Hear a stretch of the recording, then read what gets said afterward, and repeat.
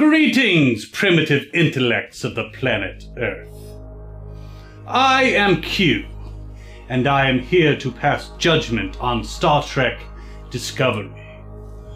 Realize that my knowledge knows no constraints of linear temporal order. However, for lower life forms such as you to comprehend the superior thoughts I am about to share, I will refrain from referring to episodes in this series that have yet to air. I will limit my comments to the first 2 episodes, so your limited minds might have a chance to understand this review. Many of you have likely watched the first 2 episodes, and if you have not, you may wish to do so before continuing this video transmission.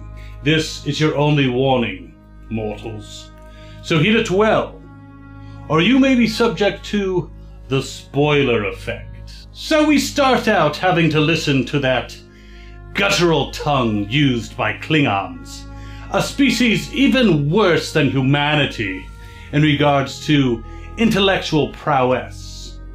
Apparently, they don't have a high opinion of humanity or old Dolph Lundgren films.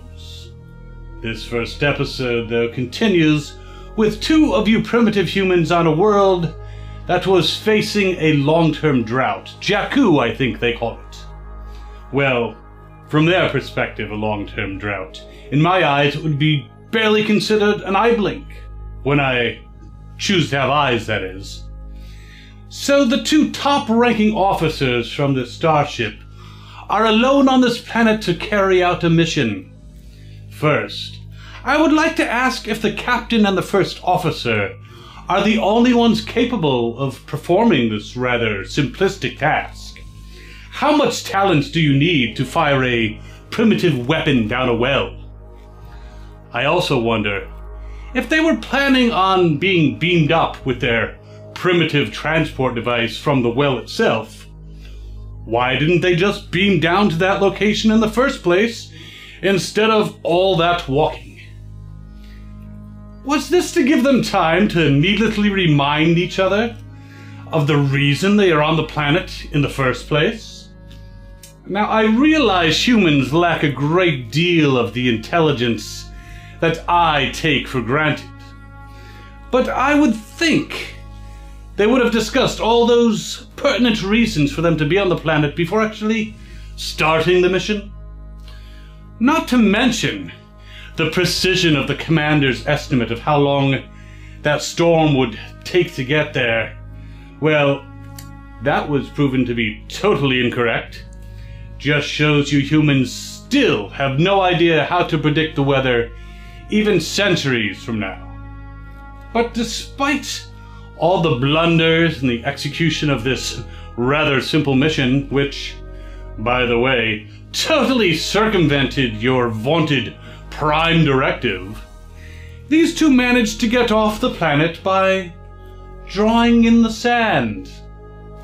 Not what I would call a stellar beginning. So then, with no real transition, we next find the USS Shenzhou, whatever they call it, investigating the damage done to a subspace relay. They can't figure out a trap, even when their limited sensors pick up a scattering field. And because they lack the ability to send a shuttle or a probe, they send Commander Burnham in a spacesuit to do a flyby of the object. Well, apparently a flyby, in her mind, means landing on the object, which she does, and then she manages to kill a Klingon with a bat'let in space, and does so incompetently, she ends up barely tumbling out of the scattering field in time. She does get beamed aboard at the very last minute, which again, since she had a limited time to accomplish her mission, begs the question of why didn't they just beam her closer so she would have a lot more time to just screw things up as she did. Of course, when she wakes up in sickbay, she immediately decides to run to the bridge in a robe to tell the captain that It's the Klingons! Were the intercoms not working? Couldn't she send a text? They have holographic communicators they stole from Star Wars. She couldn't use one of those. Of course, her captain and everyone else thinks she's delusional at first. But then they managed to convince the Klingons to reveal themselves. Then the Klingons ignore them, which is very un-Klingon of them. They seemed a little upset that their torchbearer was killed with his own bat'let, which I thought would be an honorable death to those mongrels. Yet instead of blasting the offending Federation starship, they ignore it until they can light up their little signal flare, which is very bright and very loud. Though for Klingons, that's kind of low-key. Before going further, what exactly is up with these Klingons? They definitely don't have the bumpy heads I know and loathe. And didn't Dr. Phlox, using his limited skills, save them from a virus of their own devising, which made them look more like humans, though it certainly didn't improve their table manners? The Kelvin timeline can't get you out of this one. You'd almost think they weren't sticking to canon, but designing a new universe. How droll. Now, do I really have to point out how the bridge of the Shenzhou seemed more of a debating society than an organization with ranks and a chain of command? Or how Commander Burnham can ring up adoptive Daddy Sarek, and he looks like he was expecting the call. Didn't even have hold music. You know, if this was the Orville, I'm sure he would have been sitting on a toilet. Not to mention the Commander's reasonable attempts to convince her captain to attack the Klingons first. Oh wait. Yelling at her captain, giving a pathetic neck pinch, and then attempting to launch an attack while the captain was incapacitated. Are those reasonable things to primitive humans?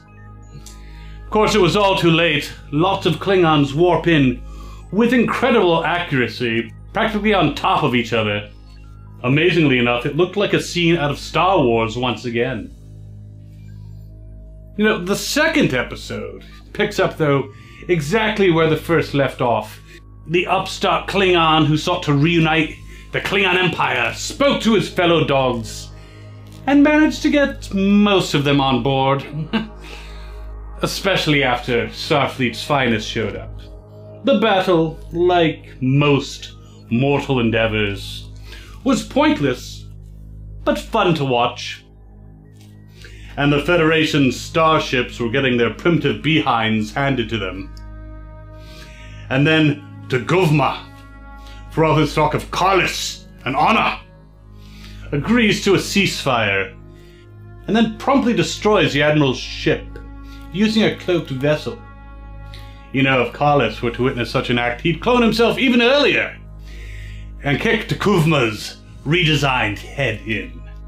I do have to say, attaching a warhead to a dead Klingon was not what one might expect from a race that spawned the holier-than-thou Jean-Luc Picard. But really, it just confirmed my view of humanity.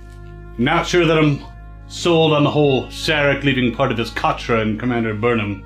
There's better places. And seeing him give her a pep talk seemed rather un-Vulcan of him.